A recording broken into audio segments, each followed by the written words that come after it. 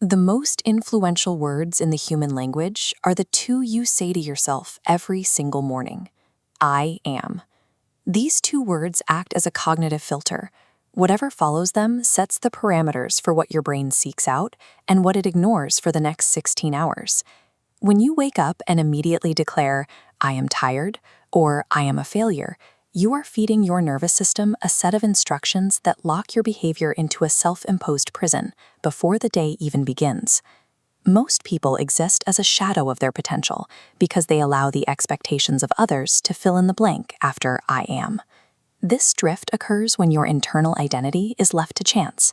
To stop it, you have to take deliberate ownership of those two words as the first step in reclaiming your direction. We are conditioned to wait for a lightning bolt, a sudden surge of motivation that we believe will finally produce the life we want. But the statistical graveyard of the last 3 years of New Year's resolutions suggests otherwise. Grand macro goals rarely survive the friction of real life. The flaw is in the strategy, trying to change high-level results like wealth or status without addressing the underlying behavioral foundation that generates them. Real progress is a slow, difficult daily crawl. This is a system, and it's the only reliable alternative to the fantasy of the giant leap. Chronic failure isn't a sign of low talent.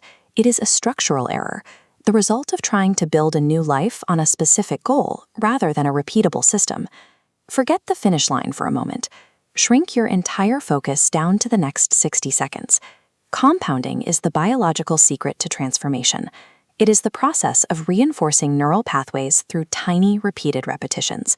This graph illustrates the shift. While the flat line represents the failure of the big leap approach, a strict 1% improvement today, repeated tomorrow, scales into an exponential curve over time. When we zoom in, the curve reveals itself as a series of atomic habits. You aren't writing a book, you are writing one paragraph. You aren't losing 50 pounds. You are becoming the person who does not miss a workout. We do not rise to the level of our goals. We fall to the baseline of our daily systems. When you focus exclusively on these atomic inputs, the high-level goals begin to resolve themselves as a natural consequence. Mastering your life requires mastering the first 2 minutes of any action. These 120 seconds are a crucible, the peak of mental friction. This is the struggle to leave a warm bed or to open the laptop screen when you'd rather drift. Winning this brief struggle builds the momentum required to own the rest of the hour. Motivation is a fair weather state. It leaves the moment the crucible becomes uncomfortable. You need discipline, the capacity to override temporary emotional resistance and allow your chosen identity to dictate your movements. Winning these 2 minutes shifts your internal evidence from I am a procrastinator to I am someone who starts. Every time you conquer that 120-second crucible, you are casting a vote for the person you wish to become. Pushing through the repetitive micro work builds a version of yourself that is resilient and consistent. Past mistakes and external labels hold no weight against the cumulative force of these daily votes. You are the designer of your own structure. The world eventually reflects the version of yourself you choose to demonstrate through these micro choices. This video is ending. In a few seconds, you will be back in your physical environment.